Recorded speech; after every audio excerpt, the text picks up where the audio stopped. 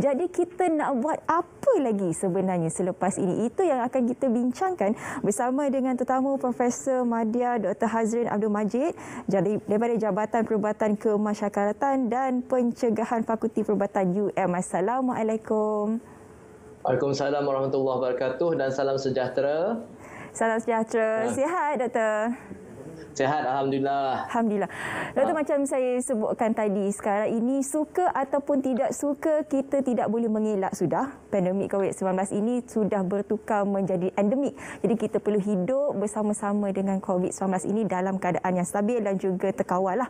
Bagaimana sebenarnya doktor melihat transisi perubahan daripada pandemik ke endemik ini? Okey, pertama sekali terima kasih kerana mengundang saya untuk berkongsi pada pagi ini. Transisi itu satu soalan yang amat baik sekali kerana saya rasa rata-rata ramai yang sudah merasa a bit keletihan bila dah menjangkau hampir 2 tahun. Tetapi dari segi transisi yang kita perlu lihat walaupun sebanyak mana yang kita telah cuba untuk melakukan program vaksinasi tersebut, ada juga sebahagian golongan yang masih belum menerima vaksin, yang mana saya akan bincangkan terlebih sedikit nanti siapakah golongan yang belum menerima vaksin. Tetapi walau kita mahu tak mahu, SOP yang telah ditetapkan kita masih perlu ikut walaupun ada sedikit relaksasi, tetapi yang paling penting sekali, kita yang sudah divaksin tidak boleh alpa dengan apa yang telah kita terima. Sebagai contohnya, sudah cukup lengkap dengan 2 dos vaksin. Doktor, kalau kita melihat program telah pun dijalankan, kempen telah dilakukan oleh pihak kementerian, NGO maupun pihak swasta, tetapi masih ada lagi seperti mana doktor katakan tadi, golongan yang tidak mahu menerima vaksin.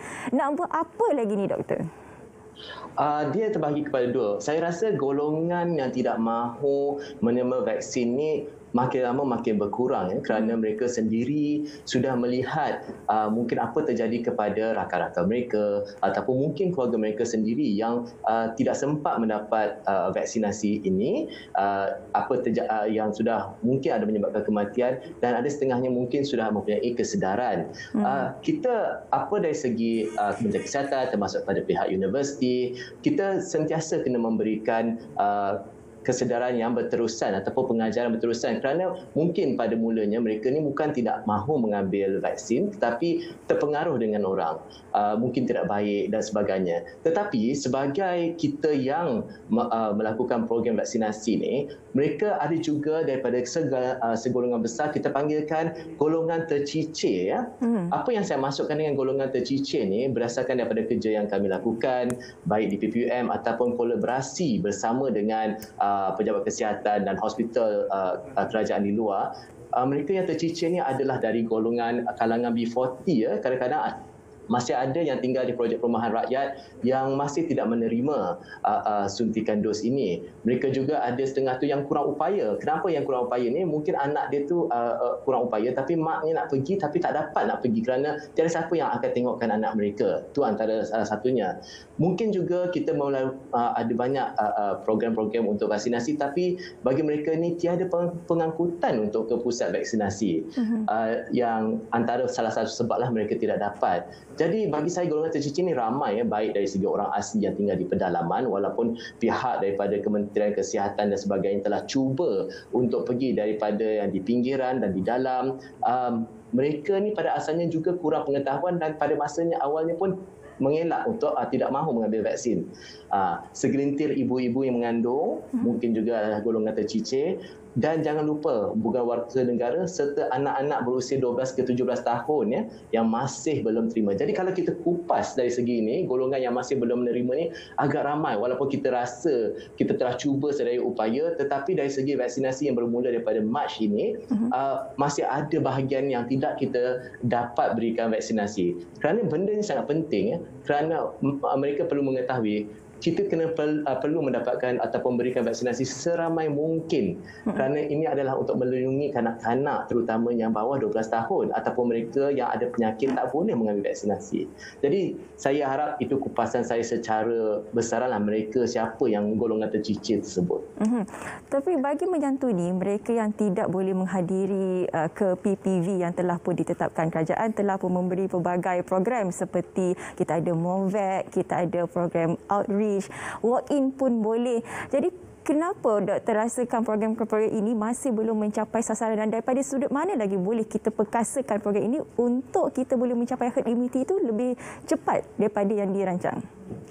Okey, itu satu soalan yang baik. Walaupun kita melakukan sasaran, kita cuba buatkan secara MOVAC, kita cuba buatkan secara besaran, jangan lupa ada mereka bila kita sampai ke tempat untuk kita kita cuba buatkan vaksinasi, mereka yang sepatutnya menerima ni, mereka ni adalah telah dikuarantin. Ini adalah sangat dipanggil quite common ya, lumrah juga kerana kalau kami lihat di hospital juga, mereka ni mungkin dah pihak MOVAC ataupun pihak apa yang sudah pergi ke PPR untuk kali pertama vaksinasi dan datang lagi 3 minggu untuk second dose, tetapi ramai yang mereka ni yang dapat pertama, lepas tu tiba-tiba dia terkena ataupun sebelum sempat lagi dapat vaksin pertama, dia memang dah terkena COVID dan memang kena kuarantin. Jadi ini yang jadi yang tercicir. Jadi apa yang terjadi bukan setakat tu, kita jangan lupa seperti soalan pertama tadi, ada juga yang mula-mula pada asalnya kita panggil reluctant lah, mungkin sama-sama tak pasti nak ambil ke tidak. Tapi dengan adanya education dan mereka melihat sendiri kebaikannya dan mereka sendiri dengan pengetahuan yang ada ke hadapan. Ini yang penting sebab apa kita perlu tahu kita menyediakan fasiliti, kita menyediakan semuanya sebaik mungkin, tetapi outreach yang kita buat kadang-kadang kita kena lihat dia perlukan sedikit human touch. Kadang-kadang kita buatkan kerjasama bersama dengan PPR ataupun dengan NGO yang berkhidmat untuk masyarakat kerana mereka lebih mempercayai bila daripada hospital contohnya untuk berikan vaksinasi. Ini contoh daripada PPM, kita buat dengan NGO yang Persatuan untuk Orang Masalah Pendengaran yang datang ke PPM untuk vaksinasi, ataupun kadang-kadang bersama dengan orang asli ni bila ditengok ada dengan bekerjasama dengan NGO lain, contohnya kami datang dengan bas, mereka pun dengan bersemangat untuk datang untuk bervaksinasi. Ini semua hanya dapat dilakukan bila kita melakukan kerjasama yang lebih menyeluruh lah bersama dengan pejabat kesihatan daerah. Contohnya antara kami bekerjasama dengan Hospital Orang Asli Gombak supaya kita dapat memvaksinasi sebanyak mungkin mereka-mereka golongan ini. Jadi bagi saya adalah bila kita nak buat satu program, bukan sahaja sekadar kita menyediakan prasarana dan sebagainya, sometimes a little bit of kita punya human touch akan membuatkan mereka datang ke hadapan. Mungkin golongan tercicir ni lepas tu akan terasakan, oh ada lagi yang lebih tampil ke hadapan, jadi saya pun ingin ke depan untuk mendapatkan vaksinasi. Itu yang saya perhatikan sepanjang kami membuat projek outreach daripada PPUM sendiri. Saya suka dengan human touch itu tadi. Kalau kita boleh lihat berita semalam pun sebenarnya dalam berita perdana menekankan bahawa kepentingan dan juga keperluan untuk berkolaborasi terutamanya bagi golongan ataupun mereka yang orang asli ini.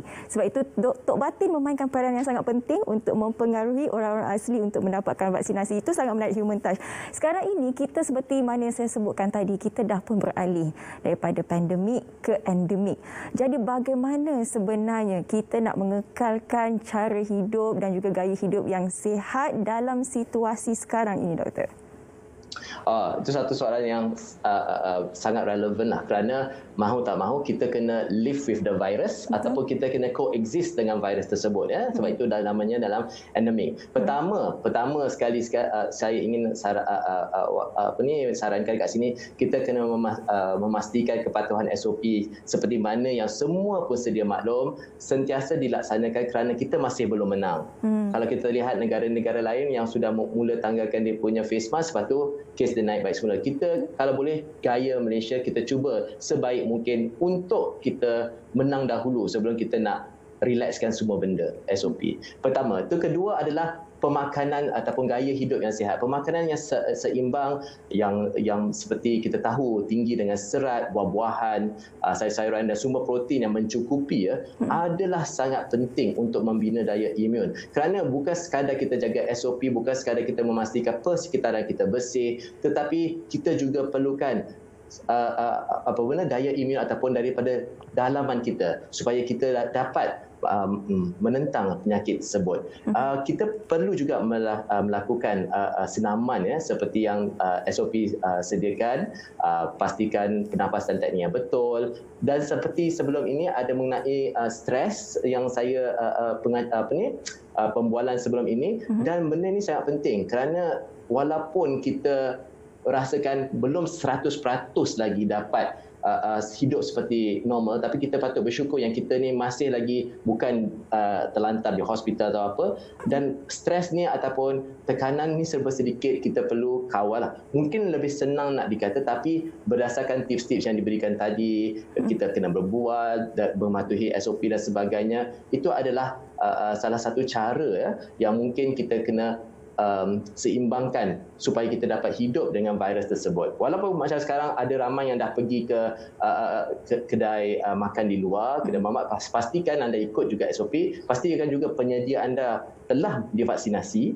okey, dan itu dah cara maybe yang kita kena hidup selepas ini.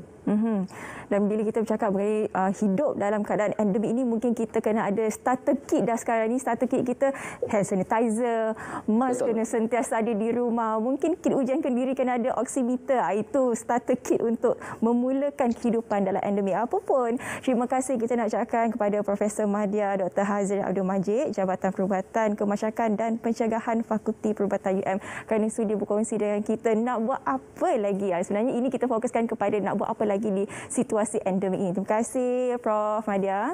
Okey, sama-sama.